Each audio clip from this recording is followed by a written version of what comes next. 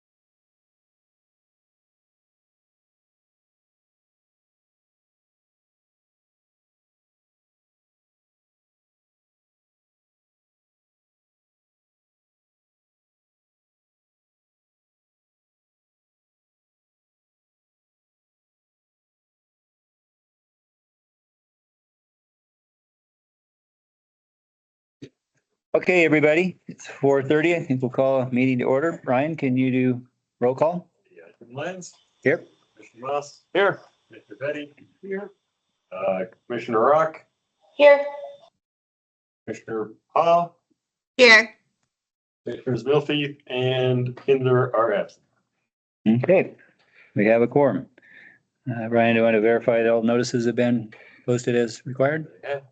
All right, and I'd like to remind the commissioners, if you've had any ex parte communications or any conflicts of interest on any of the items on the agenda, please let us know that at the time of the item. With that, the minutes for August and September are not ready yet, so we'll move those to next meeting that they'll be available. We do not have any preliminary development plans to review. We'll go to the consent agenda. Are there any items on the consent agenda that any of the commissioners would like pulled off and addressed independently? Not for me. Yeah, I think they all fine. Motion that we approve the consent agenda. Second. All right, we have a motion and a second to approve the consent agenda. All in favor? Aye. Aye. Aye. Any opposed? All right, our motion is approved. All right, we'll go on to old business. The PUD 2402, subdivision 2404, design review 2418, and DA 2401. I see as a public hearing, so I make a motion, we open the public hearing. Second. Motion and a second, all in favor? Aye. Aye. Aye. Any opposed? No. All right. With that, the Dawson Trail subdivision, we have Nick Louie and Steve Millman. Chairman Lyons, I have seen this proposal as a member of the Parks and Rec Committee. Okay, That on the record. okay, very good. Good afternoon, members of the commission. Steve Milliman, 706 representing the applicant. And before I introduce and review the project, I wanted to introduce Shane Mace, who's here, who's the owner of the property. And no, not Shane. And Shane's been very hands-on throughout this process and a pleasure to work with. And I just wanted to give him an opportunity to make a couple of comments if he's so inclined. Appreciate it. Shane Mace, 1587 East Crown Point Drive in Eagle, Idaho. Just wanted to introduce the project by first letting you know that I was raised in Boise, Idaho, and every opportunity we had to get up here with an invite from a friend or a relative to spend any time in McCall was magical back then. It was the place that I wanted to live. It was the place I wanted to be. And some 35 years ago, had an opportunity to buy our first place up here, which is about a half a block away from our Dawson Trails subdivision on the corner of Spruce and Louisa. And we pooled our money, my wife and I and my mom, to come up with a down payment to buy basically the cheapest cabin in the region. It was, I think, $62,000, and we thought that was a heck of a lot of money, but loved the spot. Got to raise a couple kids there. We learned how to ski at Brundage and ice skate on the ice rink behind the old Gravity Sports over on Pine there. It's been a special place for all these years for both me and my family. So when in 2021, the property came up for sale, I got a call and I knew everything about it. I knew where the trails were. I knew where all the trees were. We used to chase, the town deer around when my kids were tiny.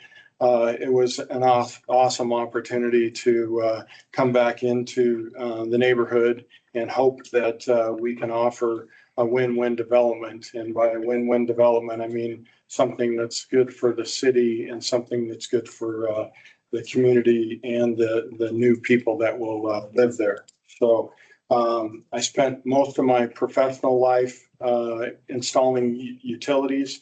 And it started 30-some years ago here in McCall. The old phone company there at Contel and Citizens and Frontier and now Ziply were my largest customer.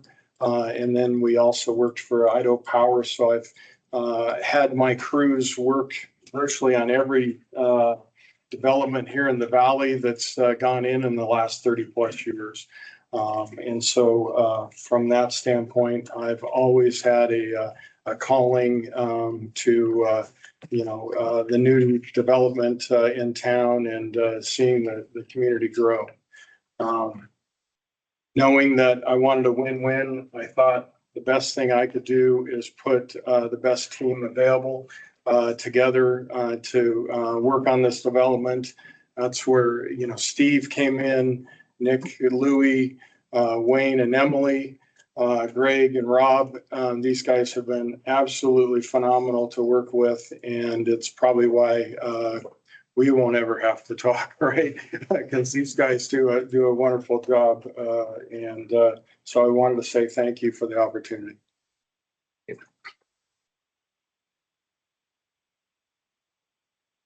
So every project has its budgetary limitations, but what's been a pleasure in working with Shane is his first reaction to an issue has been, how do we do it right? And how do we do it with quality? And how do we balance that with the pro forma and the ability to eventually make a little bit of money in the process? This project has had a great deal of staff input and collaboration. It's one of the reasons why they're kind of out of the blocks and then got postponed a couple of times is there were some suggested changes that really facilitated a redesign of the project that has been completed and that you've seen in the supplemental submittals that are before you tonight. Can we put attachment 6 right on step plan? Yeah. So this is the Dawson Trails project. Pardon my pointer work on this screen, so I'll do it the old-fashioned way. But this property is this piece along Davis, bordering on Woolley. This piece along Woolley and Louisa, Dawson, which is an unpaved dirt street running up the middle, Spruce Street running across the top. One of the very recent redesigns that took some time for Wayne and Emily to figure out is that as presented initially, this drive came in here, this drive came in about here. And there was a strong desire on the part of staff to match those up, as well as on behalf of expressed by some of the neighbors across the street. And Wayne and Emily were able to do that. Lost one unit in the process, but came out of it with, I think, a better design. And that's just one example of staff input that has contributed to this design. Cross Dawson are what we refer to as the narrow homes. They were improved in 2005. 10 homes, each with their own driveway. Times were a bit different then. There were no requirements for paving of Dawson, no requirements for sidewalks, no requirements for pathways. But they did serve their purpose, but that's what's across the street. The property consists of 3.67 acres. It is zoned R8, which would allow 29 units. The application before you has 28 units, because as I say, we lost one when the road realignment was done. The comprehensive plan calls for this property to have medium density residential. The pathways master plan shows this primitive dirt pathway. Well, it won't be primitive after this, but is now a primitive dirt pathway that comes from Davis, across Dawson, through, and terminates at Louisa. And under the pathways master plan, that is called for to be improved as a natural surface pathway as opposed to a paved pathway. Pay Lakes Water and Sewer District has approved the property for 29 connections. The zoning around the property is compatible with the zoning in the proposed use. To the west is a mix of R8 and R16. To the south is a mix of R4 and R8. To the east across Davis is R4, and to the north is a mix of R4 and R8. So the zoning runs anywhere from R4 all the way up to R16 in that neighborhood. So the project before you has 28 homes. 12 of them are detached single-family residences. The other 16 are townhomes configured 2 per building. The project currently includes 1 local housing unit. That is what's being guaranteed. It's Shane's goal to actually have more than 1. But as we've gone through the process of staff review and staff iteration, the costs on this project have increased. Lost 1 unit in the realignment of the drives. Still working with staff to figure out final development agreement terms on paving Dawson and what's going to happen with Spruce. And I won't belabor the rest of it, but the costs reached a point where Shane's able to commit to 1 deed restricted local housing unit with the hope, once we have final costs, of being able to do more. The covenants and restrictions for the property will prohibit short-term rentals of the detached single family, allow regulated short-term rentals of the townhomes, regulated both by the city ordinance and by additional provisions that we have in the CC&Rs that give the board authority to impose additional rules as necessary to preserve neighborhood quality and avoid impacts on adjoining properties. The 36% of this project as platted is platted open space under the control of the association, as opposed to the 20%, which is required by our ordinance. That's accomplished, frankly, by the clustering of units and having smaller lots and more common open space, which we will certainly talk about a little bit more. The project proposes a paved pathway from Woolley and Davis north to intersect with the new improved pathway running from east at Davis all the way through not only Louisa, but then connecting the currently unimproved section of First Street with the pavement. The north-south pathway will also line up with Fir, which was a request of staff.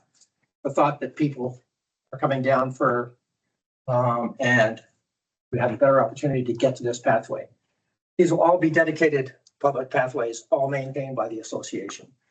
Along Dawson, there's another pathway that meanders from the intersection of these drives all the way up to Spruce. Project will have a publicly accessible dog park right here. A private small neighborhood park and a number of other amenities. But as I say, the pathways will all be dedicated to the public, but the association will assume responsibility for maintenance. The community will be governed by a community association, which is very consistent with what you've seen in other projects. The association will maintain all exterior building elements. The association will control all drives and driveways and maintain them and pathways, and will own and control all common open space, which includes a number of wetlands areas, which if we were to just simply spray lots out to the boundary on this property would be cut up into various lots, whereas now the wetland areas are all included in common open space. They'll all be under the control of the association, assuring that they can be properly maintained. In addition to the common open space, around the footprints of the buildings, there will be common area easements. Footprints will include any patios that are attached to the building, and the single-family detached all have outside small patios to give access to the outside. The function of those common area easements is that the association then can control the landscaping, and it produces a uniform, attractive appearance that is not dependent on individual owners to maintain, nor dealing with individual owners wanting to do things like cut trees down. The applications before you are for a planned unit development, general plan approval, for preliminary plat for the subdivision, for design review, and for preliminary approval of a development agreement that would move on to the city council. The planned unit development is required by our ordinance to have amenities, as Brian pointed out in his staff report. Those here consist of the dedicated public pathways, the public dog park, private little park gathering area up in the northeast corner, the partial short-term rental ban, and the one local housing unit. The topic that tends to get a lot of attention with planned unit developments is code alleviations. And I think it's worth pausing for a moment just to talk about why does our ordinance allow code alleviations with PUDs? And I think there can be sort of a misconception that, well, that's just to make it easier for the developer. In fact, the purpose of that is to enhance the quality of the project that is presented to you. And it most certainly has done that here. Some of the lots, most of the lots are smaller than the minimum lot size because they are clustered. And what that does is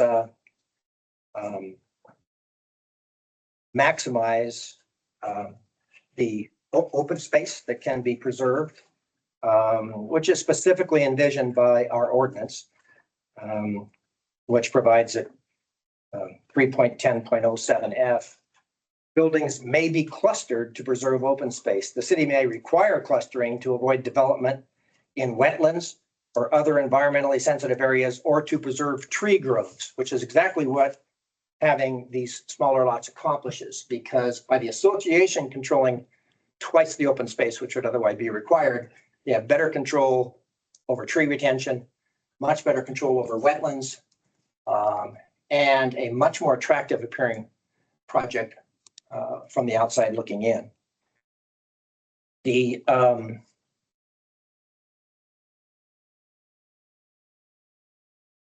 There are some other code alleviations, and Wayne and Emily will talk about those from a design point of view, but I want to touch on them. One is to allow building to the Dawson setback line. Important to keep in mind, Dawson has an 80-foot right-of-way, big right-of-way. So allowing structures to the line still separates them, as Brian has pointed out, 28 feet from the edge of pavement. Still leaves plenty of room for the meandering pathway through here, which was a challenge because the topography there tends to be quite severe. So to figure out how to configure a pathway through there was not easy.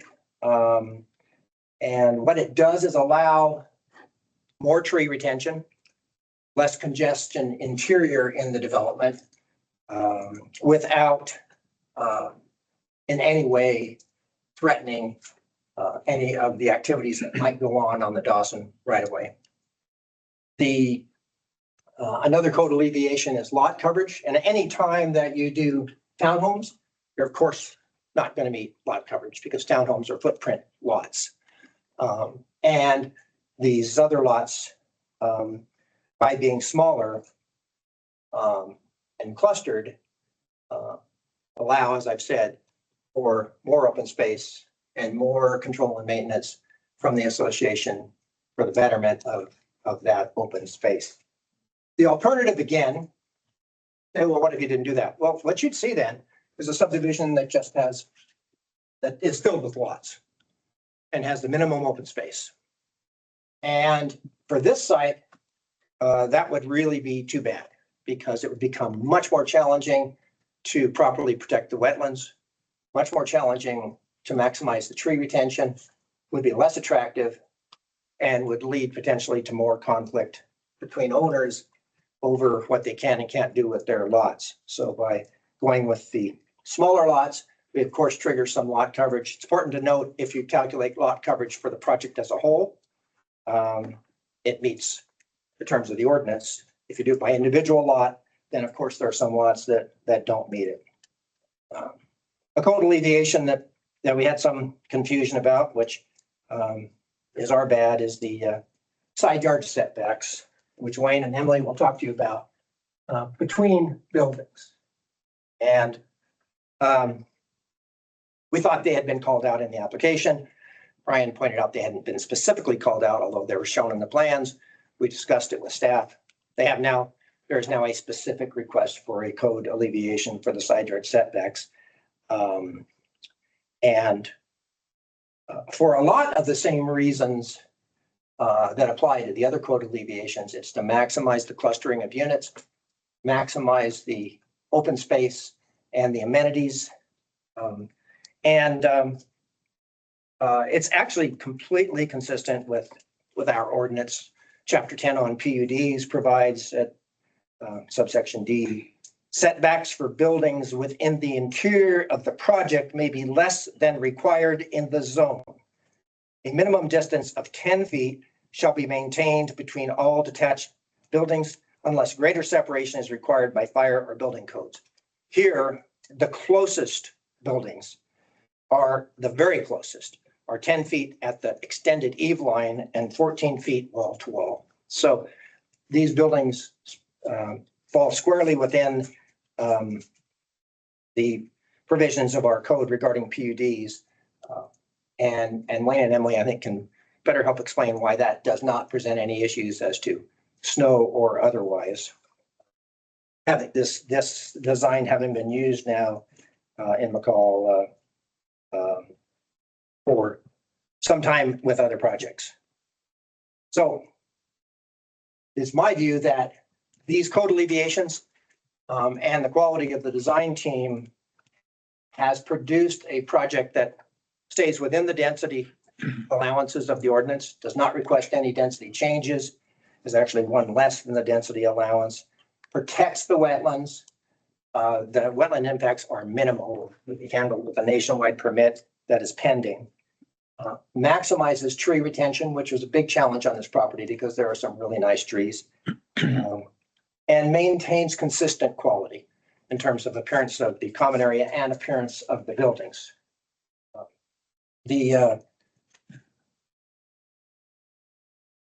And does it precisely really what our ordinance talks about with clustering buildings to avoid development in wetlands, environmentally sensitive areas, or preserved trees. It also is precisely what our comprehensive plan talks about.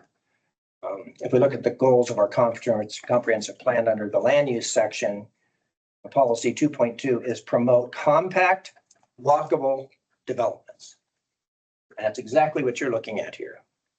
The walkability here with the trail system that runs south to north in two places, east to west through the property, is very much a lead characteristic of this development. The lots are compact. The structures on them will be compact. Policy 2.3 says we should support infill within the city in areas where services are available, specifically including new residential units on vacant land. Again, what we have going on here. This is classic infill on property that has available water service, has available sewer service, and can work within the existing densities. Policy 6.3 requires clustered residential development with smaller building lots and more open space, which is exactly, again, what you have here. So I think the design team has done a really exemplary job of trying to respect the site, protect the sensitive areas, stay within the density allowances, meet staff's requests regarding aligning up the drives and otherwise, and present a project that I think will be a real asset to the neighborhood. The current thinking is that the applicant will pave Dawson, including all the way to Spruce, including arguably some of the part that should have been paved before. The city engineer has asked for a proportionality analysis on Spruce and Dawson, which means an analysis from the traffic engineer of what proportion of the traffic on Dawson and Spruce will be generated by this project at build out. We now have that and have submitted it. It's actually interesting because it suggests only 69% of the traffic on Dawson will be produced by this project, as opposed to the 100% on the paving. But we'll get there. We'll figure it out. We just have to continue to work with staff and be more clear about what's going to happen on Spruce. So that's why that's still a somewhat a moving part here to lock down what's going to happen in terms of paving. But it appears that it makes sense to get Dawson paved, even if it's in some sort of a proportionality sharing. Part of Spruce will be disturbed by the upsizing of a water line. So there's going to be some paving on Spruce as well. So those are still somewhat in flux. The parks requirement would be met with an in lieu payment. The protocol for in lieu payments is to obtain an appraisal of what the required park size in terms of acreage would cost to replace, add to it what the improvements would be, and then apply any credits to that resulting number. And we're just about there. There is an appraisal. We now have an estimate on what the improvements to a park would have been. And we now have estimates on the cost of the pathway. City ordinance says any pathway which is improved, which is shown on the pathways master plan, should be accredited against the parks in lieu payment. So that number is very close to getting finalized, but that's how the parks obligation under the ordinance will be satisfied and will be in the final development agreement approved by the city council. With that, I would stand for any questions. I mean, I need to orientate myself a little bit here. The main street you're talking about, Dawson, goes right, splits the two buildings. Are those buildings on the left-hand side too? Because they look like they're a lot closer together, or does it stop there? No, these are all what we call the narrow homes. They were approved in 2005. They're very close together. Okay. What's on the other side, the left side of those buildings up there? Is that is there a barrier or something? Is that a creek? It's just an alley right away. Just an alley right away that goes all the way from Spruce down to Behind the narrow homes? the what? Are you talking behind the, Yeah, right. that's an alley right away. It's an alley right away. And the barrier that you got to put around the rest of the project is going to be the same in that area. When you say the barrier, I'm not sure what you're. But you talked about the fencing that you were going to put around the back of the buildings there, or possibly between the street on the right-hand side. What street is that? Okay, so here we have Woolley coming, Oh, okay. coming All right. from the city, going out to Spring Mountain. I couldn't see that. Yeah, Okay. I'm sorry, I should have been more clear. This is Woolley working its way out to Davis. Mhm. And then crossing Davis and going into Spring Mountain. And over here is Louisa. The next street down here is Roosevelt, which has the Alpine Playhouse and those improvements. And up top is Spruce. So there is no plan for fencing per se. Okay, maybe I was thinking walkway. Yeah. On the left-hand side of the buildings in the middle of the screen there. We're not proposing any, we don't control that property. Those are all individual homes on where the house with the white roof. It goes all the way up to the top of the screen. Are those individual homes? Yes, 1, 2, 3, Okay. 4 at least. Okay, And then here you have 11. okay. So just about as many homes here as there will be across the street in this project. Okay, thank you. I was trying to figure out how that whole thing sets up because I'm not, that was not familiar with the area. Yeah. Yeah, it's kind of it's a parcel that unless you kind of, and Dawson is unpaved and it's pretty nondescript. So it's not a street you really had much reason to use. Steve, I can't remember if that, the bigger parcel, I think the lower one was, but I know it was a little bit different, but was that originally platted with the McCall's first edition, the same as the lots on the other side? I believe that's right. So you had they were originally all 30 by 120 foot lots on that side as well, if I remember right. That's correct. That's what I thought. So you would have higher density in there if they built them as those Yeah. lots. Exactly. These all have individual driveways. One of the very nice things about this plan is there are no individual driveways going onto Dawson. It's all interior, which allows much more room around the exterior for landscaping pathways. You say no individual driveway, you mean that how do they access Dawson then? Is it, I guess it's right in front of their house? Right here. Oh, okay, all right. Down and out. All right. Here and out, here and out. And these are Mhm. private drives Okay, maintained by the association. So there are no driveways actually coming out onto Dawson. They're all interior. and that's a wetland up in the far right-hand corner, you say it? Did you say that? The most noticeable wetland is down here. Yeah, but there is one up there? Up there? Yeah, No. oh, okay. The real notable wetlands are here. I'm really lost, okay. So as you come down Woolley and you're at Davis, Uh-huh. Or waste out. Okay, four-way stop. If you just look to your left, you're looking at that. It's got a lot of trees, but you're looking at that property, which is wetlands. And actually it's had snow pushed in it and stormwater diverted into it. It's probably a man-made wetlands, but this also has some wetlands characteristics, as does this, as does this, as does this, and this. So the common theme you can see is been able to capture those wetlands in the platted open space so that the association has proper control over their preservation, as opposed to them being part of 16 different lots. But you're gonna build in those wetlands. No. You're gonna fill in those wetlands. Well, there is a very, very small amount of fill, and Greg Tankersley can address this better than I. None of the structures are in the wetlands, but there is a very small amount of fill associated with the infrastructure. But it is small as in eligible for a national permit. I guess I just can't imagine building a duplex that close to the wetlands. You're not gonna disturb the wetlands or have to fill to put a foundation in. Greg, you want to comment on that? Yeah, I mean, there is some fill of the buildings as adjacent to some of the wetlands, and some of the streets will create, there will be impacts associated with those, and they'll be permitted with the Corps of Engineers.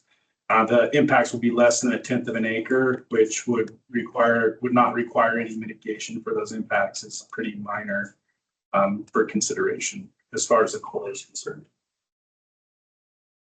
When we get to Brian, I'll ask the next question. Okay. So that less than 1/10 of an acre. Thank you, Greg. That was Greg Tankersley from the Line Engineers. so there really isn't anything between those houses up in the left-hand corner and the houses that are part of the project then, right? The ones that are real close together? Road. No, I'm talking about between the houses, like the one with the white roof and the buildings next door. There's nothing between that. There's no pathway. It's just open area. I believe that's right. That alley has never been improved, has it, Brian? Or- I don't believe that alley is improved. No. And to be clear, the It's really not part of it. rectangular houses up here are already existing. They're not part of this project. Yeah, Yeah. Okay, Thank you. all right, yeah, okay. yeah, They were all done with city code at the time. I did them. right. So Congratulations, by the way. I think because we found it. That Shane hired you. Why didn't you tell me that before? Yeah. I'm sorry. This property is out of the project. The project is this property. Okay, Yeah, that. yeah, that has nothing to do with it. That was the one. Thank you. Last moratorium, but there was a way to build. Yep. Well, and they've served a valuable purpose. See, I didn't see it in the packet. Did you already have the neighborhood meeting on this? Yeah, actually, I think we had two, didn't we, Nick? Yes. Yep. Okay. Had another one when The modifications? Okay. Because I know we've had 2 or 3 times we've seen different versions. Yeah, two principal, the one that was submitted and then this most recent, which incorporated some of the redesign resulting from staff input. I didn't mention, but this is an emergency access point. Up in Spruce is the second emergency access point, providing multiple different ways for first responders if they need to get into the project and for some reason can't get in on the main drive. Is that gated of some sort? Yes. So the people aren't going to be pulling out there on a normal basis. I No. was a little worried about coming off of Davis there, how short of driveway that would, or short of entrance. Used for access, for ingress and egress, strictly for first responders. Good. There was a traffic impact study done by Kittleson and Associates, finding that there would be no notable level of service change here or at Spruce and Davis, all of which would remain, or even at Davis, Spruce and Dawson, all of which would remain at a level of service of A or no worse than B, which is very good level of service.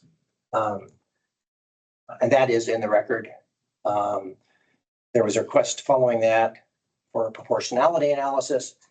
What percentage of the traffic and build out on Dawson will be from this project?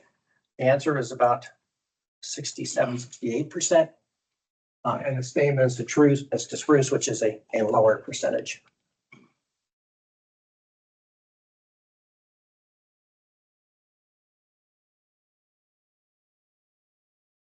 Any other questions?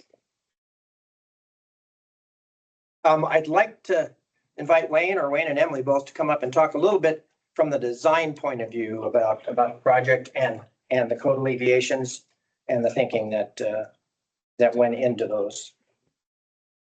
Thank you.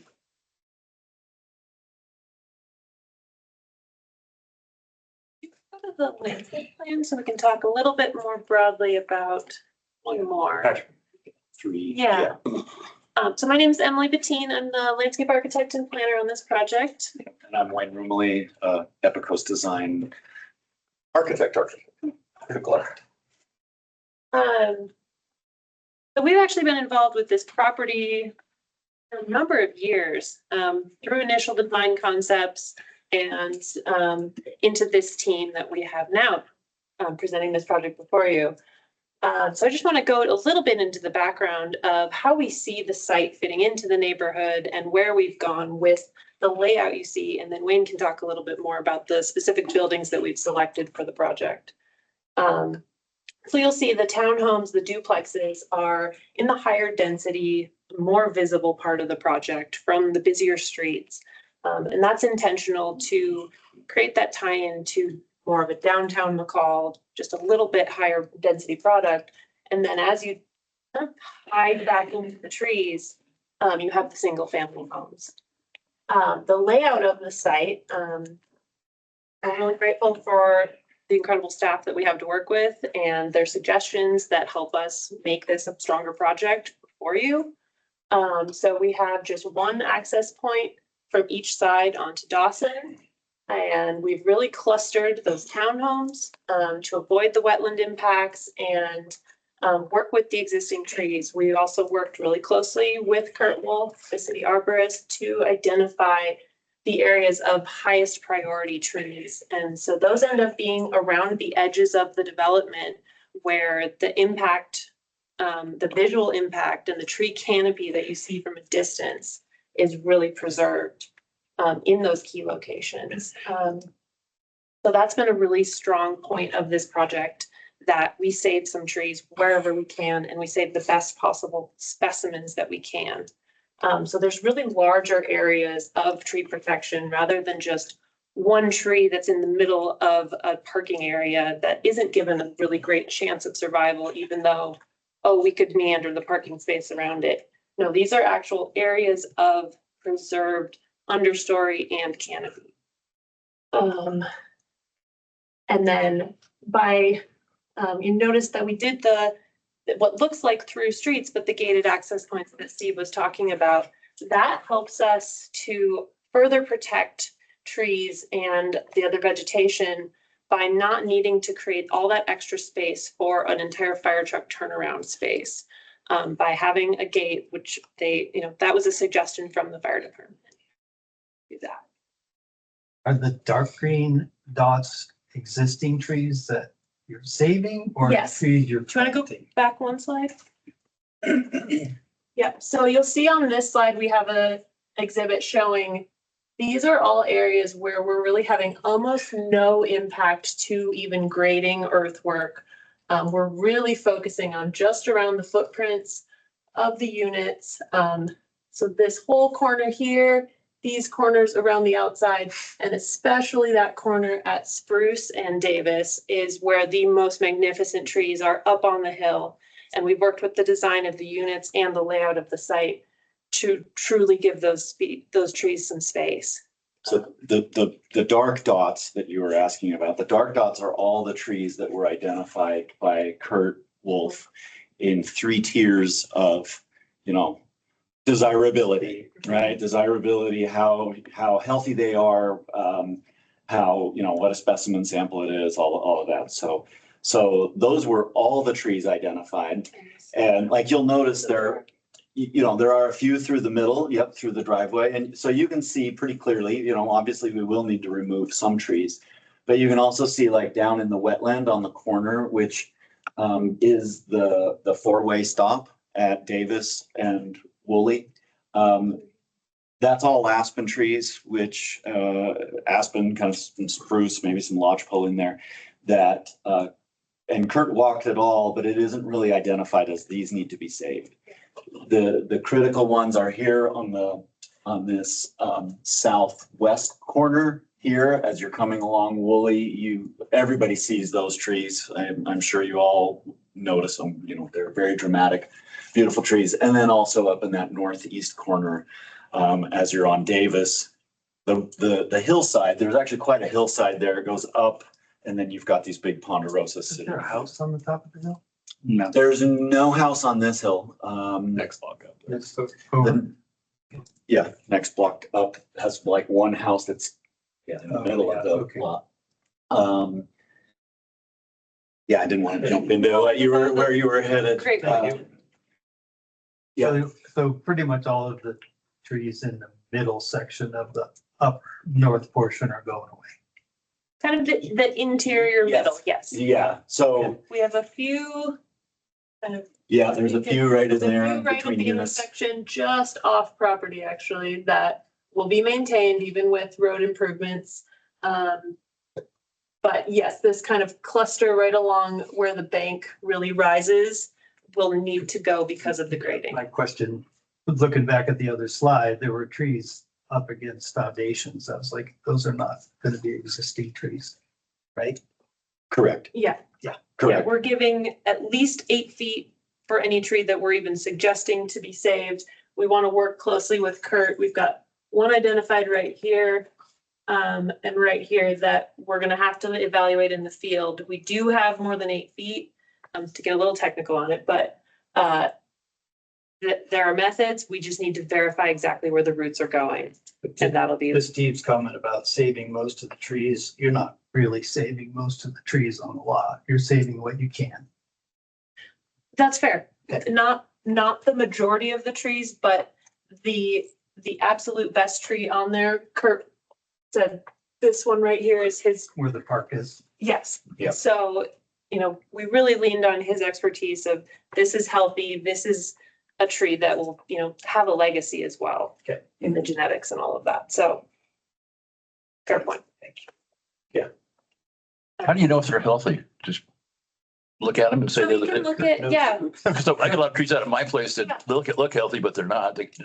So Yeah, is there some kind of test that you do, or there are, with all the trees that you're going to save then, right? yeah, Kurt is the city arborist. He's treated trees for all of the, Yeah. the bugs and the fungi and all of those things. So we lean on his experience with that. There are things that you can identify in the trunk health, in the needle health, in just looking at where the roots go. You guys aren't making the judgment call on that. You help with the art. This is okay.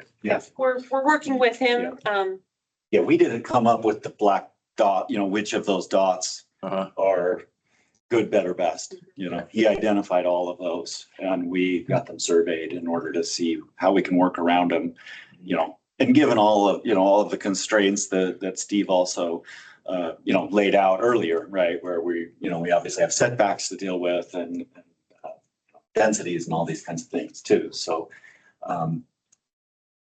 Yeah, and one of the points to saving larger areas from disturbance is that there were a number of young trees that will be more responsive to some site work and disturbance because of their youth, that can be preserved that you wouldn't otherwise identify, the little 6-inchers that someday will be the next generation of trees.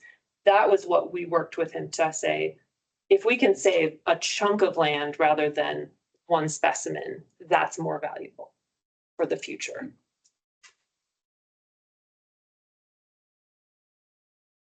We want the trees to be a characteristic of the site as much as we can.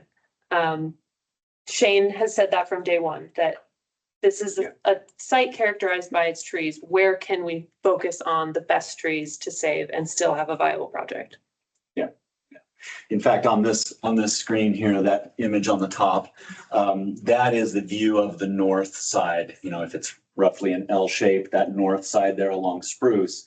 And so you can see that while Kurt walked it and identified maybe a dozen trees in there, how Emily's describing it, right? There's hundreds of trees in there that by preserving that area rather than just an individual tree, we're able to preserve those that are smaller than Kurt's criteria, like she said, the 6, the 8, the 10 foot, the 10 inchers that he's hasn't identified or we haven't surveyed.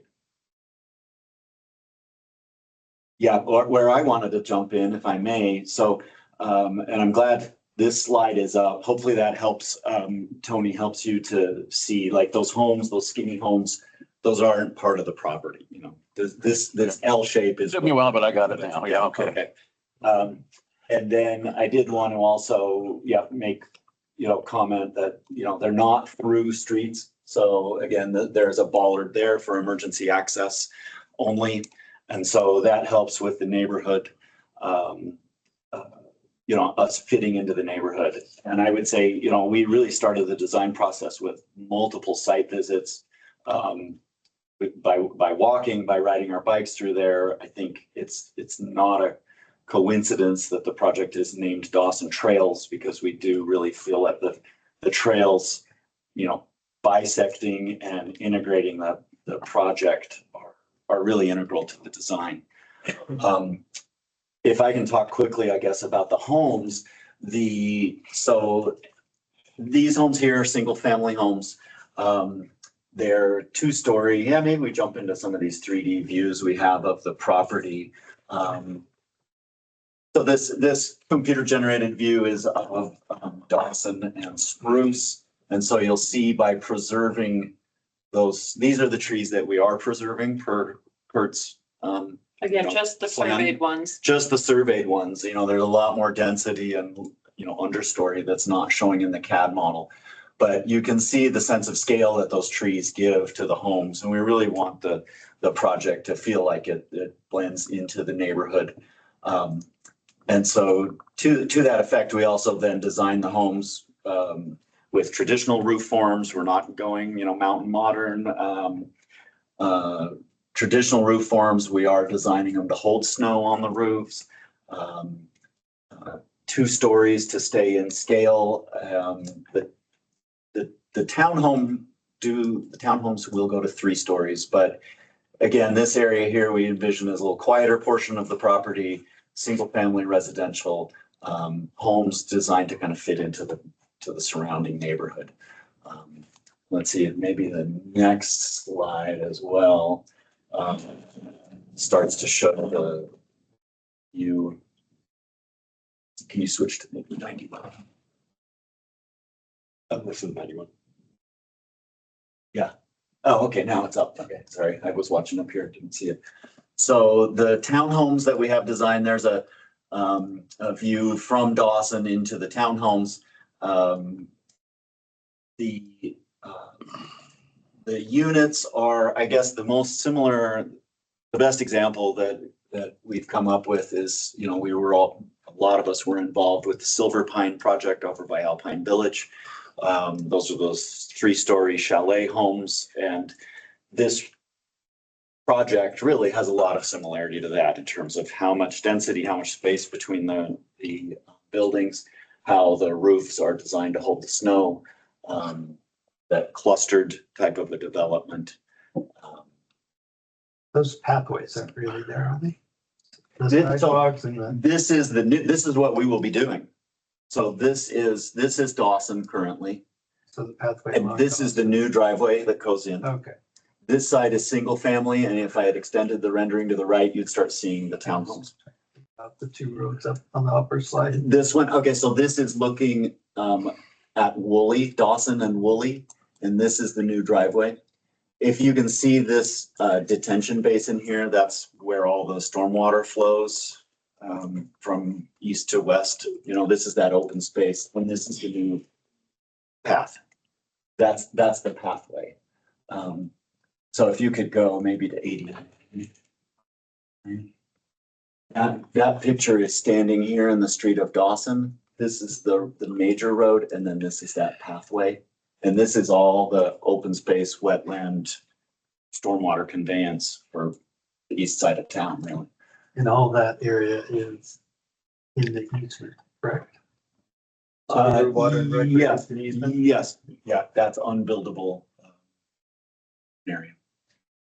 This side is a mix, if I remember right, this side. That side's 30, the other side's 60. Yes, exactly.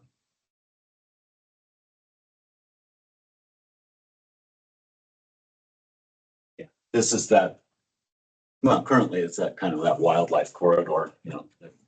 Shane was also talking about the, you know, the deer, you know, going to see the deer with his kids. That's where there used to be the big town deer in there a few years ago. There's probably a new one that's there, I would imagine now. I think that's about all I wanted to discuss, I guess, was it on the design. So again, you try to fit into the neighborhood.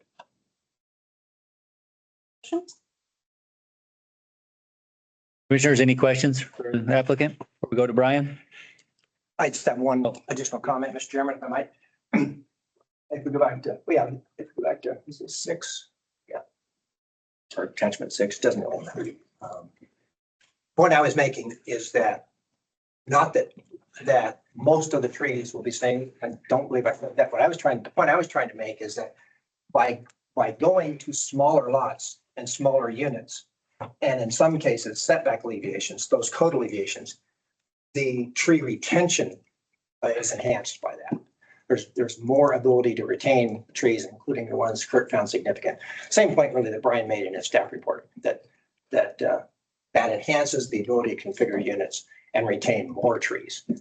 And I was not intending to say, and if I did, I misspoke, that most of the trees will be retained, but that this design allows much more flexibility to retain significant trees because of smaller lots, smaller units, and greater flexibility in terms of setback to place the home. Probably the smaller lot size are the least of my concerns, really. So thank you. Are there any other concerns we can help address, or? We'll proceed. Okay. You get to come back. Thank you. All right, Commissioners, any other questions before we go to staff report? Hey, Brian. Thank you, Chairman Lyons, Brian Parker, City Planner. Yes, this is a planned unit development, subdivision preliminary plat, design review, and development agreement application. You all are the deciding body on the design review and the recommending body on the other 3. They are proposing 28 houses on this 3.6 something acre lot. It is technically 2 lots on opposite sides of Dawson Avenue. I'll be fairly brief. I think the applicant did a fairly good job of explaining everything. The alleviations requested are really to facilitate a lot of tree retention. There are some wetland impacts as discussed, but they're much smaller, much more minimal than they could be. The alternative to not impacting wetlands just based on the site would be much higher density in one corner of the property and then the rest of it being undeveloped, which is not necessarily as desirable as spreading it out a little bit more.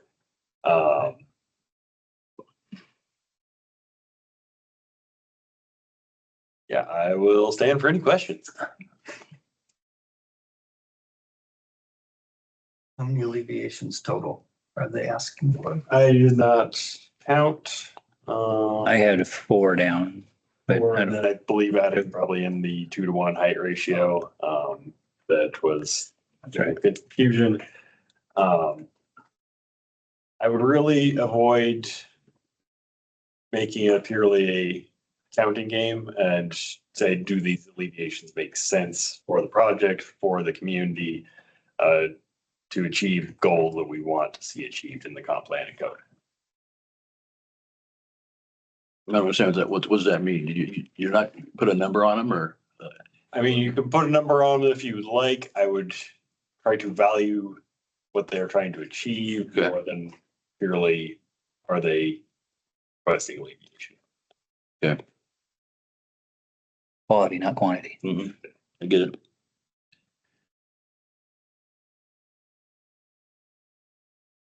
Commissioners, any other questions for Brian? A few months ago, we denied a wetlands bill because it's farm. So tell me how this is different. This is not in the shoreline river environment zone, first of all. There's a different definition of harm in the shoreline zone. We can actually see what they are trying to do here, rather than purely filling the wetlands for fun. And then it is a planned unit development application where they are allowed to request alleviations from code to facilitate more logical development. So the wetlands is one of the alleviations. Yeah, and I think it's pretty minimal, and there is a good chance those wetlands were man-made based on some of the things around it, in my opinion. But it is pretty minimal. But it still is. There's no development agreement as yet. There is a development agreement. It's somewhere in your several hundred pages. Steve talked about there There are are some details not typed. tweaks, fine tuned specifically around traffic study and, Because it's not, I don't think it's in your addition. a lot of that will be final engineering approval related. I think there may be a couple of tweaks. I don't recall if they were in this version of the staff report or the prior version.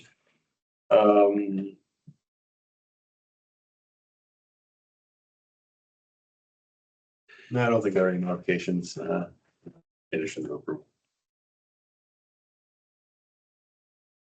Obviously, parks in Luffy, there's currently a blank number in the development agreement that will need to get filled in. You have the in lieu of fee numbers. Or is it The being appraised used? value of the equivalent land was $40,000, and then the cost of construction of grading and trees and benches and the other things required by code was roughly $17,000.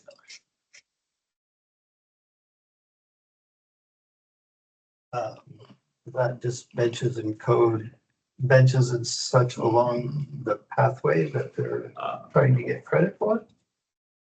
I just asked Brian, to be honest with you, the development on First Street at $93,000 in park improvements on the same size. It is based on the number of lots being created, and the one on First Street was 46. Yeah.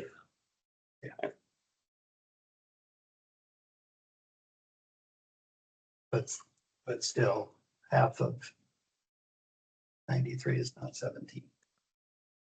it's really true, and appraisal is a complicated.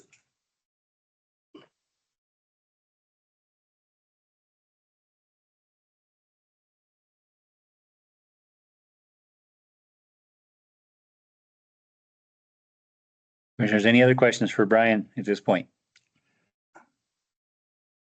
Sorry, I'm asking a lot of No, questions. that's fine. Just want to make sure. Because Steve mentioned a credit.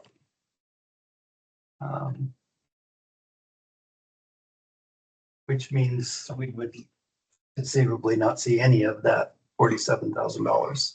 But in reality, the city already has a pathway through that recreation easement. So. There is a deer path through the recreation easement. Correct.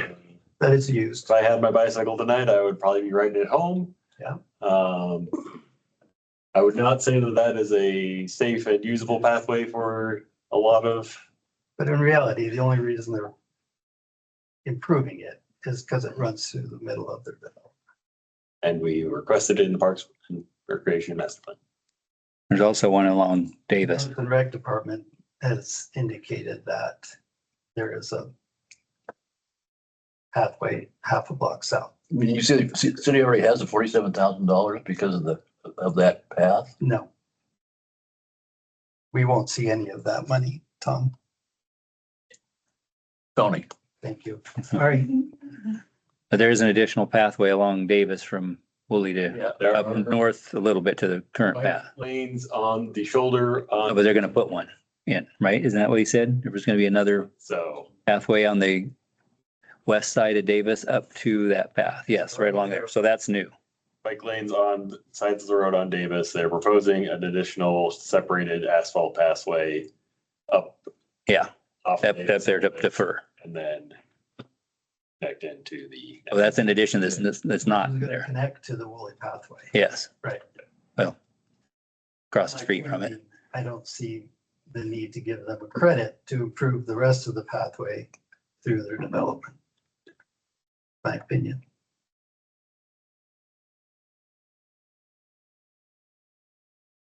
The code states, park dedication.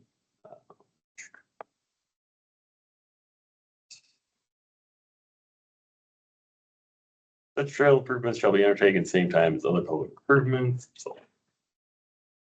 Park dedication credit will be given for trail and pedestrian improvements identified in the McCall area pathways master plan. Per 93104J2.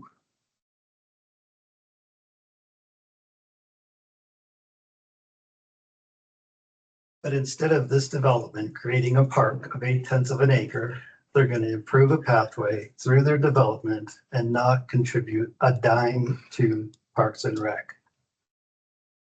It's the That is bottom line, right? the most likely scenario. Thank you. Okay.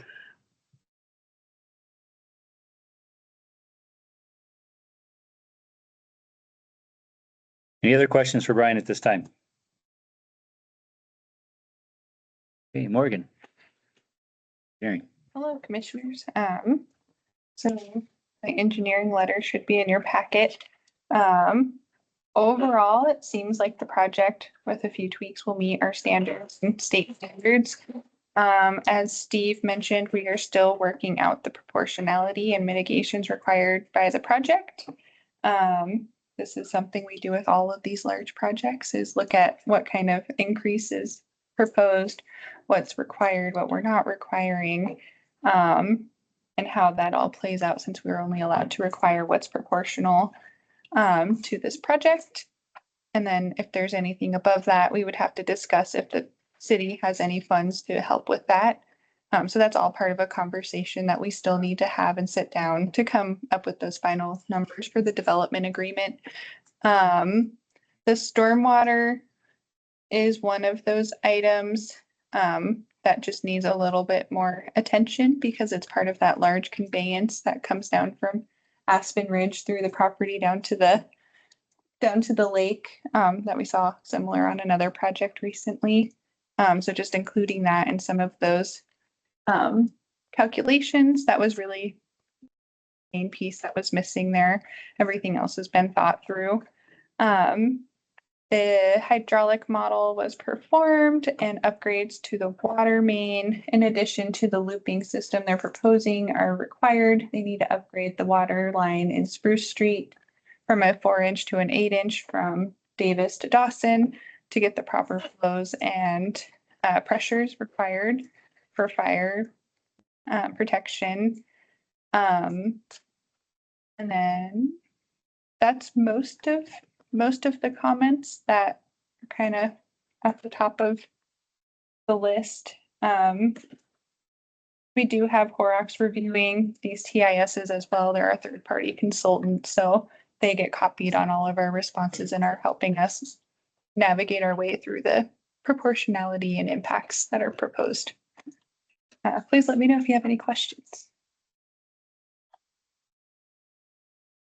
Commissioners, any questions for Morgan?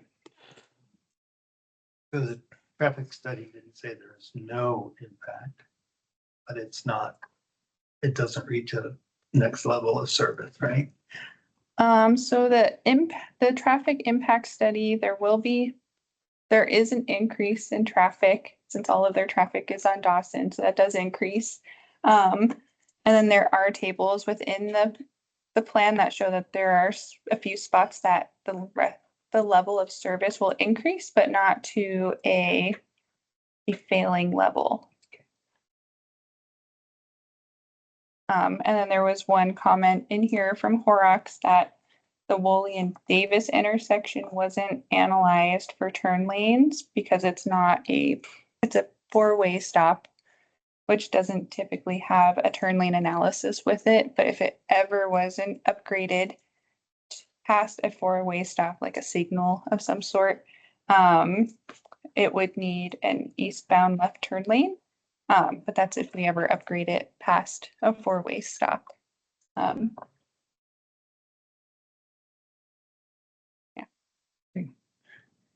Any other questions for Morgan at this time?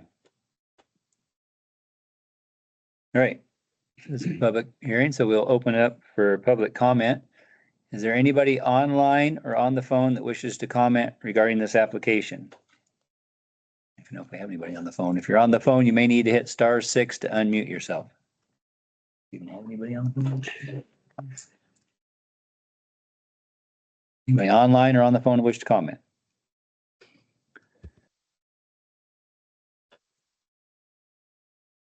Okay, Diane, I think I see you. Yeah, if you unmute yourself, please give your name and address and have 3 minutes, please.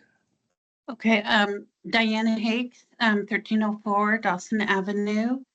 And I do want to express my appreciation that our concerns on myself and the two neighbors to the left of me, that we were considered and they have remade where the opening and coming onto the road comes. And that's what I have to say. Okay, great. Thank you. Is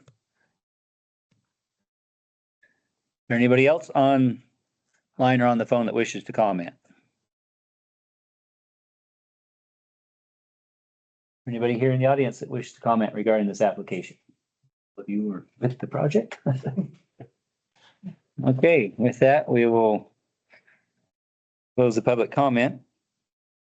Commissioners, is there any other questions for Ryan or staff regarding this application before we go close the public hearing?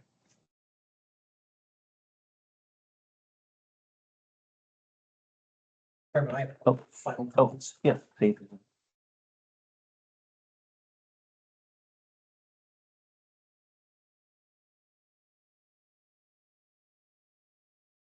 I believe Diana's concern was with the prior design that had the road coming out in this area. There was concern about, among other things, effective light on homes. So by moving that down as staff recommended, I think that's the alleviation to which she is referring. On the issue of wetlands, important to note, there is no code prohibition applicable to this portion of town on filling wetlands. There is in the shoreline river environs. There is not. The requirement, of course, is if you're going to fill any wetlands, you obtain the appropriate permits from the Army Corps of Engineers. As Greg pointed out, since it's less than 1/10 of an acre, there will be a permit, but that's what's called a nationwide permit, which is issued on the presumption that there is not negative environmental impact. The code alleviation relative to the wetlands was the setbacks from the wetlands, not intrusion into them. The park, I understand, is a source of frustration, and apparently that was voiced off at the committee as well. I guess the thing I want to point out is none of that is a special request by this applicant. That is the actual literal application of our code to this property. The appraisal was done the same way that we've done other appraisals for this. The idea being, how much would it cost to go secure the same amount of land? The improvements that were valued at 17,000 are not any of the improvements being built. Those are the improvements that would be presumed would be placed on a park of that size. $17,000 will not put in an irrigation system, let alone sod and other amenities. You know, I have to rely on, Steve, you've done this before. You know this. no, I don't know this. Okay. And if we're going to debate this, I'll tell you what we have consistently heard, what I have heard for some time, city doesn't want any more pocket parks. No, but we would like money to improve the ones we have. I appreciate that. Okay. But can we talk about what our code says? Sure. Our code says that, You win. no, I'm not trying to win. I'm just trying to address the You issue. have analyzed the code and found the loophole and you win. You know, I got a real problem with that characterization. The code, it's not a loophole. The code has a specific In my protocol. 5 years on Parks and Rec, no one else has asked for a credit. Never. Well, this applicant is going to spend $71,000 improving this pathway. Okay, Because they want it through the middle of their development. and because it's on the master plan and staff raised that right at the start. But of course it benefits the development. It's also a publicly dedicated pathway that this applicant is going to spend $70,000 improving. As well as the public dog park that comes in as part of that. I don't know what the size of the dog park is. If we're being contentious, we could argue, well, that's park that should come off the 0.1 acre or whatever it is. All I'm saying is, I'm not a loophole guy. There are many things I don't love about the parks ordinance. Okay, I think it's an unconstitutional ordinance. Doesn't matter. We live with it. And what it says is, if, as an alternative, you get your appraisal, we have an independent engineering estimate of the improvements that would go on a park that small. Right? Maybe it's right, maybe it's wrong, but it isn't my estimate, okay? And then the code, as Brian read you, specifically says, it's not a loophole, it specifically says, hey, if you're going to improve a trail that we've identified on our master plan as a trail we would like to see, you get credit for that. I don't see what's wrong with that, okay? That's going to be a highly used trail. It is already a public trail. I understand. The input that we got from almost everybody, including users, was it's a usable trail, particularly if you're an accomplished mountain biker. What this will be is a finished all-weather surface, much more suitable to a variety of public use. I think it's going to be a very valuable amenity. It gets you from up here all the way down to Fur, which takes you right to the lake, as Brian Which looked at. we already have a half a block away. Then I guess it shouldn't be on the master plan. I mean, we didn't put it on the master plan. That's what I mean. And so I think there's an issue, maybe there's an issue with the master plan, maybe there's an issue with the ordinance, but I frankly resent it being characterized as a loophole. If any more than any of the rest of these are, we're applying our ordinance to this application. And that trail was deemed important, that pathway was deemed important, not just a trail, but an improved proper width pathway all the way through the property, across Louisa, off the property and down to Fur. Which is Brian pointed out. Conceivable that was set up that way because there was already an easement through the property. It's quite possible. Quite possible. And there's no credit being asked for or given related to granting an easement, because as you point out, it's already there. It's already there. Yeah. So that entire analysis comes straight out of the code. And the alternative, You and I can agree that the code for in lieu of needs to be revisited. I can agree there's a whole lot of this code that needs to be revisited, representing applicants, okay? Yep. And I'm dead serious about that. When this code was adopted in 2006, and I was one of two people who stood up and said it's overreaching, Roger Millar, who I greatly respect, said, let's get it approved. And then as we work with it, we can amend it. Well, that last part hasn't really happened. So there's a lot of this code that I may not like. There's other parts you may not like, but it is our code. And until it's changed, I would hope that you will apply the code to the application. What did you say about the dog park? So right in this area. This is Davis again. Yeah. This would be a public dog park. That was gonna be part of the negotiation for the $17,000. How does it, Doesn't play into the that negotiation. doesn't, put those are, Addition. those don't, yeah, okay, in addition to it. Not right. asking for any credit for that. I suppose, as I say, we could have said, well, that's park. So let's take that acreage off. That's We what I- didn't. Mhm. Okay, even though it's gonna be a publicly accessible area maintained by the association. All these trails maintained by the association, not by the city, not by the Department of Parks and Rec. Okay. I would just like to bring up one more point, and I've only been on park, or on planning zone a short time, but you just said it is our code, right? Every developer that has come in here has asked for code alleviations. So why shouldn't it be the same way? Why shouldn't we all just follow the code and not ask for alleviation? Because we have a planned unit development ordinance. But the Can code, can I answer? We have a planned unit development ordinance that specifically invites code alleviations, specifically. I read that to you in the interest of getting a higher quality development and in the interest of protecting environmentally sensitive areas. and more doing, Silence. No, and more. Silence your phone. It's- this does not increase density. But, I mean, it doesn't. You and I can go back and forth all day. but Okay, I think we need to move forward on this. So, The density is what it is. The code alleviations, what I tried to communicate, I think what your staff tried to communicate is evaluate them as to whether they add quality. I think they do. And that's why our ordinance specifically calls out that in PUDs, code alleviations are proper if they increase the quality of the project. I mean, I'll guarantee you right now, we could put 29 units on this property. And you'd hate it. You would hate what that looked like by just carving it into lots. And the lots can go into the wetlands, nothing to stop that from happening. So we could have 26 different owners that have wetlands on their property. That's poor planning. These alleviations provide a better project for the property, in my opinion. Doesn't make life any easier for the applicant. Doesn't add any units. It just provides better protection for the environmentally sensitive areas and more flexibility to try to retain trees. Thanks. thanks.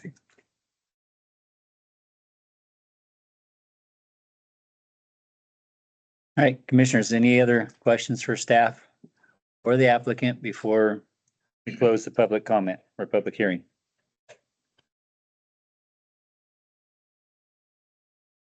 All right, I make a motion, we close the public hearing. Second. Motion and a second. All in favor? Aye. Aye. All right. All right, commissioners, discussions. I gotta say that I'm obviously one of the other projects, I'm very familiar with the area. Basically utilized the lots on the other side as the McCall's first edition lots there up on Louisa, as well as the corner of Dawson and Hemlock. So I'm very familiar with the density that could be put in these areas. And I do appreciate, they've done what they're doing, and it's not 5 foot from each building, because those narrow ones are 5 foot side setbacks. They're 30-foot lots by 120, and we basically fit as big a house as we could back in 2006. That wasn't stopped by the moratorium at that time. So with this, I think and I have seen and been a part of other concept plans in the past, and this definitely has less density than some of those plans. So I think, it does utilize the property and does keep some more open space, some buffers that aren't going to be seen as much, especially at the corner of Dawson, or Woolley and Davis, both that and Davis and Spruce, as well as coming down onto Louisa down below there, I believe.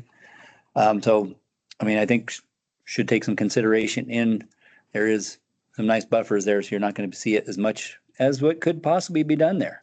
Trust me, I have seen a whole lot bigger density there, potentially. That pathway, again, it's there, but it's not very well improved. I don't believe it's maintained in the winter. And we get the additional pathway along Davis or about a block from Fur down to Davis. And I believe that interior pathway is going to be a safer pathway. I mean, you do have it separated out of Woolly, but the way that winds there, sometimes people aren't paying attention. We've already seen what's happened on the other side of that, where unfortunately a gentleman got killed. It was right along that pathway. So I think the more people that, just easier access for them and gets farther down towards the lake without getting on the busier road that Woolly is. So that's some of my thoughts.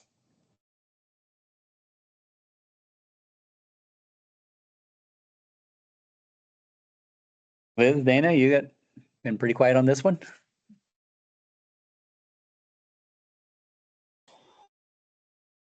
So, yeah, so from my perspective, looking at the code alleviations, I find that I think the alleviations are necessary to improve the quality of the project. So I'm generally supportive of them. I don't think they're asking for alleviations to just try to go cheap cut costs, or strictly just benefit the project. I think they're supportive of the overarching, benefit to McCall. In terms of the pathway, I think it's actually a positive if we can find a solution where, the applicant can benefit as well as the city and the rest of the community. I think it's a win-win. So I'm not looking for the applicant to come up with something that doesn't benefit them to go forward with the project. And I believe the applicant has done a really fantastic job of addressing the concerns, presented by, the commission, by city staff, by, it sounds like the community as well. So I'm in support.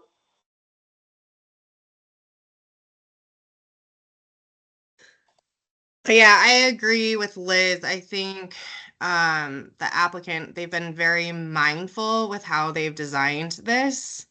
I think it fits into this area very well. And I too, I support the trail. I believe it's a win-win as well.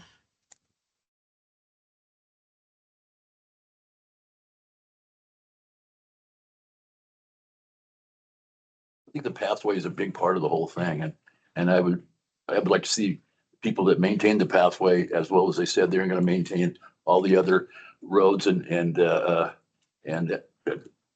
parts of the operation. We should make sure that that's taken care of all year round in a real strong way. I think it has a lot to do with the whole project. It was well designed, but I'm sure that it's going to take something that's going to take a lot of follow-ups. I would be interested to see that happens.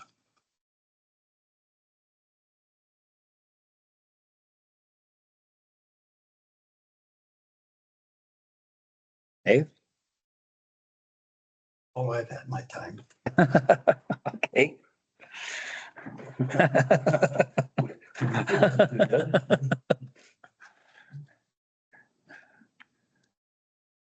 All right, Brian, before we do a motion, do we need to potentially add something in there to make sure there's an agreement on the funds? It sounds like, it's gonna happen, but I mean, if we don't specifically have it in the conditions right now, correct? The draft development agreement has a blank line for what the Okay, funds will be. so that would be, if we approve the development agreement, it has to be agreed. Yeah. As part of that. Yeah. So it's already in there. Okay.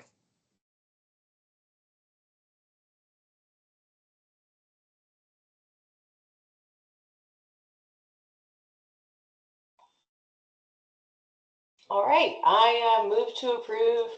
I'm looking at the wrong thing. So, because it's two things, it's got the design review and the PUD and all the rest of the stuff. So I move to approve DR 2418 with the staff recommended conditions of approval. I second. All right, we have a motion and a second.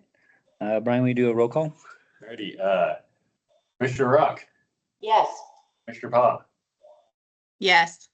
Commissioner Petty, No, Commissioner Moss, Yes. Commissioner Lyons. Yes. All right. I move to recommend approval of PUD 2402, subdivision 2404, DA 2401 to the McCall City Council with the staff recommended conditions of approval. Second. Yes, now we're well. All right, we have a motion and a second to approve. Brian, roll call? All right, Commissioner Rock, Yes. Commissioner Pop, Yes. Commissioner Petty, No. Ross, Yes. Chairman Lyons. Yes. All right, motion has been approved. All right, thank you. Thank you. Okay, Yeah. That was in the. That was in there. Thank you very much. okay, now we're gonna go on to new business, which we have final plat for 115, 121, 125 Commerce Street.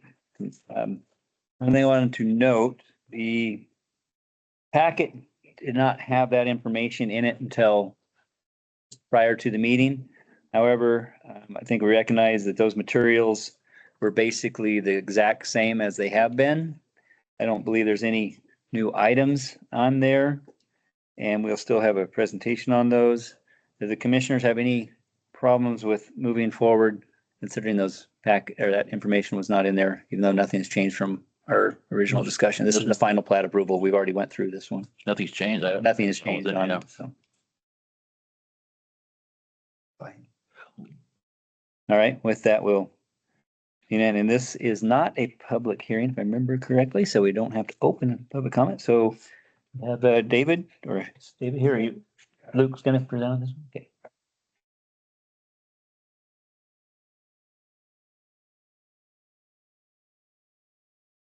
Hi, McCall Design and Planning, 21 Commerce Street. I'm also a tenant of this project. Representing, really nothing new to present here. I think the same presentation that we did for the flat holds here. So any questions that you guys have, I'm happy to answer. But the bottom line is the current owner is just trying to condominiumize these units. So myself and one other tenant can purchase their space. And so it's just, it's a way for us to be able to afford some commercial real estate here and stop paying a lease. And I'm really grateful to the landlord for taking these steps when I think it'd be a lot easier for him to sell the whole project up. Yeah, happy to answer any question. Is the whole facility filled? I believe it is right now. It's, there's enough units here where they're always a little bit in flux, but I think that. I mean, was it offered to anybody else? If I didn't know if you had any vacancies or not, but Yeah, so I think I can answer your question there. The current owner is going to maintain ownership of all but two of the units. Which is the current plan. So he won't be selling the entire project. He'll just be selling my space to me, and I believe one other tenant is interested. Okay.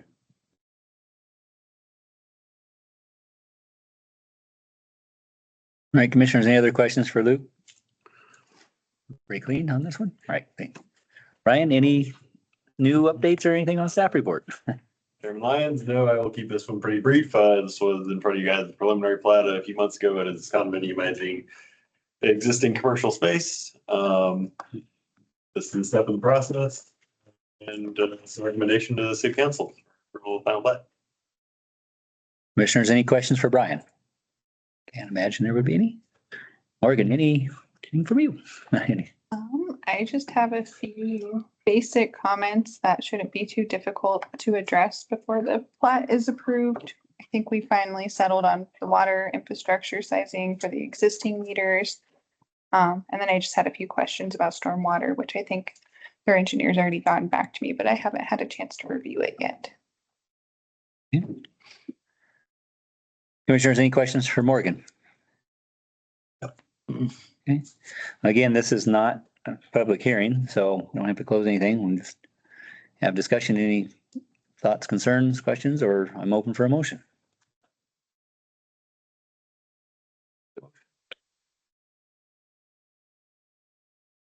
I make a motion that we approve FR.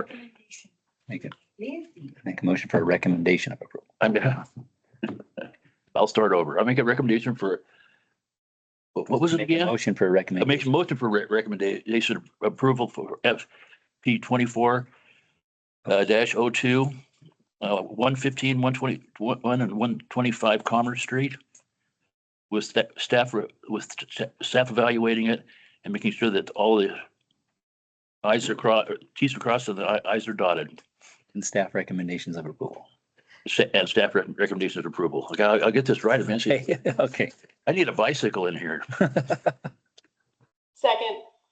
All right, we have a motion and a second to approve. All in favor? Aye. Aye. Aye. Any opposed?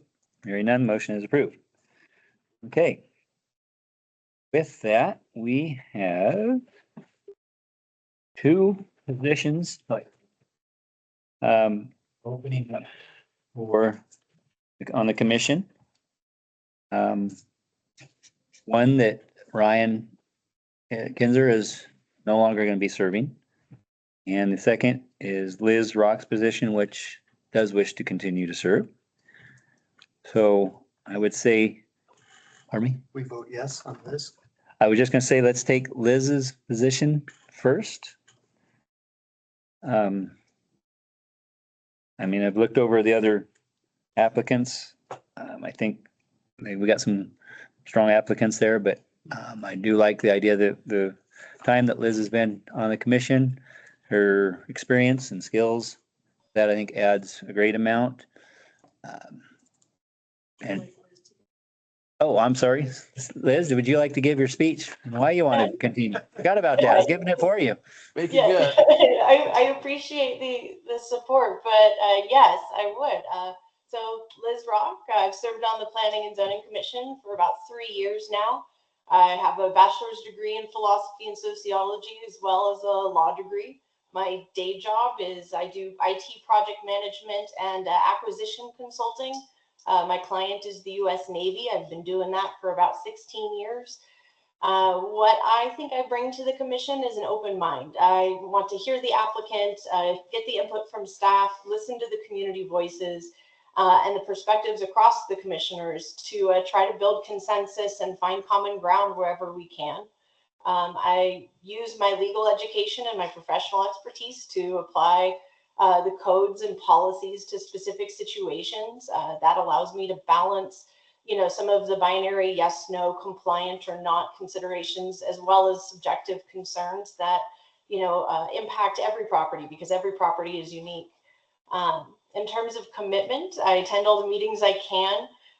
Based on my work schedule historically, and like right now, I attend virtually, but I'm happy to report that my meeting schedules have shifted. So I think I'll be able to attend more frequently, maybe even like once every other month in person. So I'm excited about that. And why it's important to me? Well, I love working with this group on the challenges that McCall is facing, developing in line with the McCall Comprehensive Plan, balancing interests of property owners with that of the community, the city, the neighbors, and finding where those lines are, and ultimately supporting growth and change while maintaining McCall's character. So, and at the end of the day, this is an opportunity for me to give back to this community that I love. So I look forward to the opportunity to continue to serve. And unless there's any questions for me, that's all I have. Great, thank you. The procedure, should we listen to all the other applicants or do that on the next session? Or all of them now and then and decide? Oh, just do all of them. Yeah, okay, I think that's right. So, okay, now we'll go, if we have Scott. No, Scott Lazenby? Scott, are you with us on the phone or online? That's not you, Scott. Yeah. Okay. All right. Samuel Thompson, are you with us?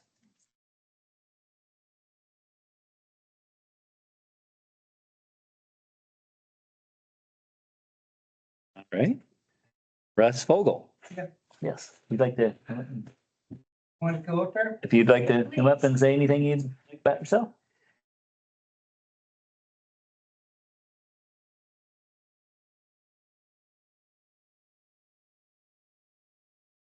My name is Russ Fogel. I reside at 913 Buckboard Way, McCall, Idaho. I've lived here for full-time for 5 years, and I've owned a home up here since 2009. Been a resident of Idaho since '86.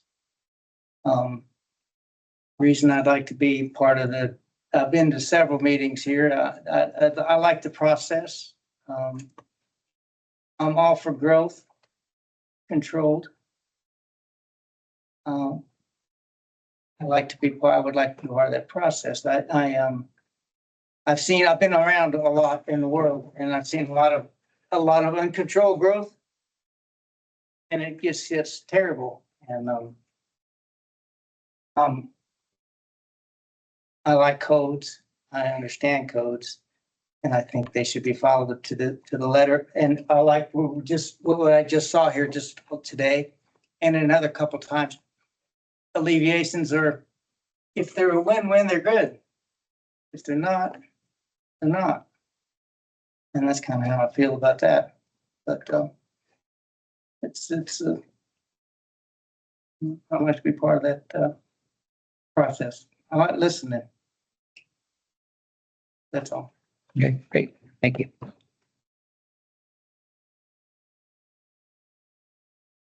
All right. Since we do have, well, that's the applicants. We have 2 positions open. Again, one's Liz and one's Ryan's. I think we all agree maybe up to one. I'm ready to make a motion on one of the positions. I make a motion that we reappoint Liz Rock to a 3-year term. Or recommend approval. Yeah. Or recommend, yeah, oh, you got me messed up. Make a motion to recommend to City Council the reappointment of Liz Rock for a 3-year term. Second. Oh. All right, I woke up, yeah. we have a motion and a second. All in favor? Aye. Aye. All right. Now we have the second position. That's an open position now that Ryan is no longer going to be with us. So we have 3 candidates to consider. Scott Lazenby, Samuel Thompson, Russ Fogel. Russ just spoke with us. I will say a little bit about Samuel. I was on, when I first came on the commission, Sam was on the Planning and Zoning Commission with me at that time. I think he did add a lot of good advice and thoughts and experience. He does know the code. I think he spent 3 years. I can't remember what his letter said, but I think it was at least 3 years. And so he's an experienced commissioner, which, as you know, dealing with a lot of the codes and everything, it's very helpful. So I don't know. I just know that he could be a good asset to come back on to the commission.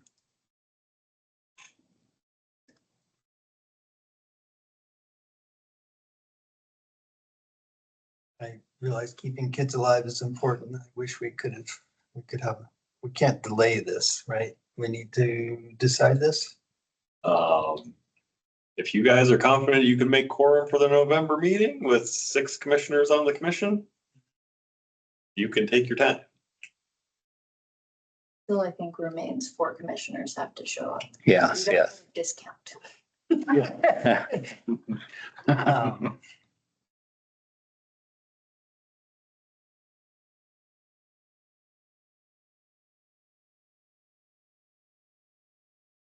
I remember being in this place, sitting in this room a little while ago and having this deliberation about the position.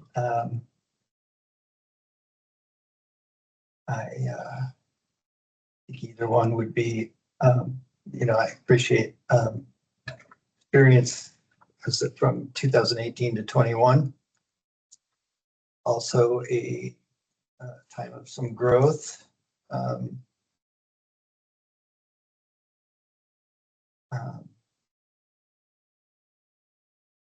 I know Russ personally as well, and I know he's well reasoned and pretty well thought out. has done a lot of engineering work on civic projects around the world. So I think either one would be a good choice. I don't know Liz, and I don't know the other three, so I don't have an opinion. Liz, Dana, your thoughts? I appreciate Russ coming to talk to us today, and I think he would offer valuable perspective into this commission. I also think Sam, with his experience, is a candidate that I want to consider.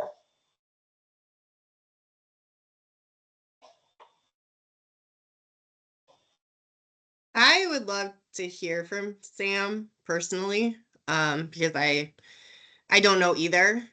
So I know I can attend the November meeting. If the rest of us can, I would love to postpone that until November.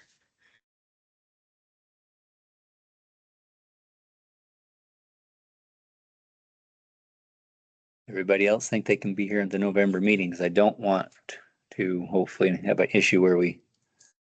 November what? The, I will be not here. You're not here? No. I don't.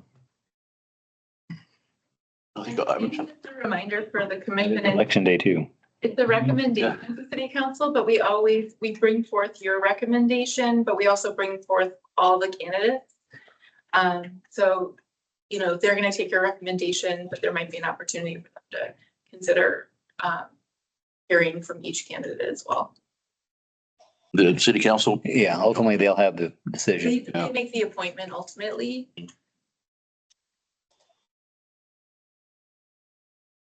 Can I just say something? Really, well. Is it okay? Oh, Real quick? go I didn't send a resume or anything, but I've been in construction for 50 years. I build big stuff. I build civil, heavy civil. And I'm a project manager. I've been worked all over the world. I have some experience in building stuff. My biggest project was 65 million. I was running it as a construction manager. I estimate work. I understand construction. That's all. That's all I know.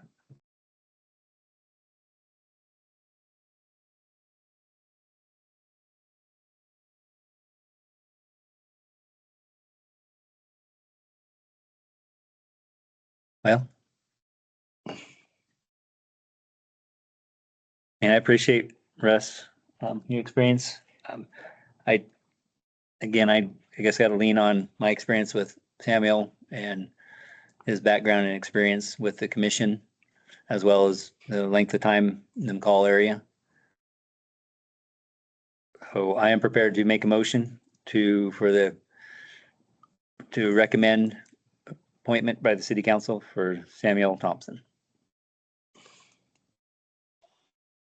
I'll second. All right, we have a motion and a second to approve or recommendation for approval for Samuel.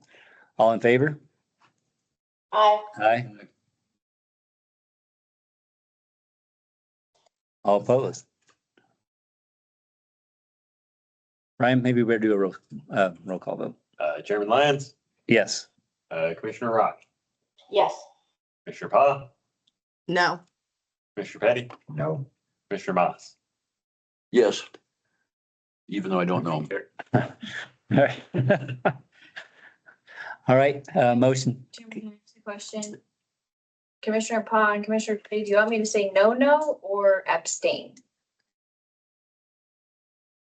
I would have preferred that we get to vote on both, so I don't know how you want to do that. Abstain would probably. Battling motions.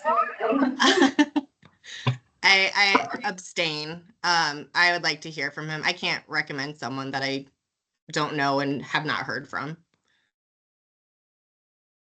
I trust Liz and the chair as well, but I would like to hear from the individual. Well, I don't know him either, but I trust the other people in the room here that he's a good person, but would fit on the committee well. So that's my reason for doing it that way. All right, well, vote is 3-2, motion carries. And Russ, we do get fairly frequent openings, so please keep an eye out for future ones because it changes all the time. Sure.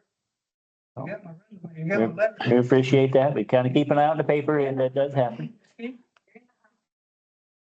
Meredith's gonna need some assistance up here pretty quick. And speaking of that, before we adjourn, we want to recognize Brian. This is his last meeting with us. He's gonna be moving on to Bellevue and having all the fun and excitement up there in the big city. Yeah, good luck on that one. So we appreciate your service. What's a little over 3 years or 3.5 years. 3.5 years? Okay. Appreciate your service and everything you've done and Thank you all. all the battles you had and For answering all my stupid See questions. you guys tomorrow. yeah. Oh, that's See ya. nice. Two. See ya up there in Moscow. So, and with that, Congratulations to Meredith. yes, and congratulations to Meredith. Yeah. Looking over. Sure. We'll be moving up to that table. Unless she tries to hide. We need a. Sure. We can wheel that over there for you. Push you across the room. We have an investment, yeah. Also, I might just announce that, meeting, but Morgan was promoted to the city engineer. The staff engineer, now she's the city. All right. I wasn't gonna say anything. Well, Yeah. a lot of changes going on here. My goodness. I demand Morgan also get a press release to live with the There's embarrassment. your pet. Just right there. Star News, if you're listening, please identify Morgan and getting a new city's engineer. Michelle did the template. No. Mortgage again. Well, congratulations. Or condolences, whichever is. Everyone in the room got a promotion. All right. That completes, or well, actually, let's go like this. Meredith, about our upcoming agenda. This Brian. Okay, subdivision preliminary plats. They should be fairly simple. We will have requested annexation of some portion of Congress State Park to allow for the development of the house. Then we have not just one, but actually two records of survey. One has been dead after some execution.